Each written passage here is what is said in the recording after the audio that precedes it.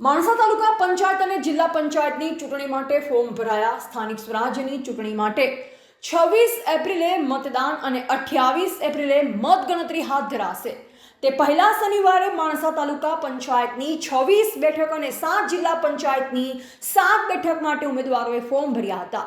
Form ભરવાના અંતિમ દિવસે મામલતદાર કચેરી અને તાલુકા પંચાયતમાં ઉમેદવારોનો ફોર્મ ભરવા માટે ધસારો જોવા મળ્યો। ભાજપ, કોંગ્રેસ અને આમ આદમી પાર્ટીના ઉમેદવારોએ ચૂંટણી ફોર્મ ભર્યા હતા। આમ માણસા તાલુકામાં ભાજપ, કોંગ્રેસ અને આમ આદમી પાર્ટી વચ્ચે સીધી ટક્કર જોવા મળશે। 15 એપ્રિલ સુધી ઉમેદવારી ફોર્મ પરત ખેંચી શકાશે। આમ ચૂંટણી ફોર્મ ભરાયા બાદ હવે પ્રચારનો દોર શરૂ થશે। રિપોર્ટર નરેશ ડી વ્યાસ, બનાસની પુકાર, સમાચાર ગુજરાત।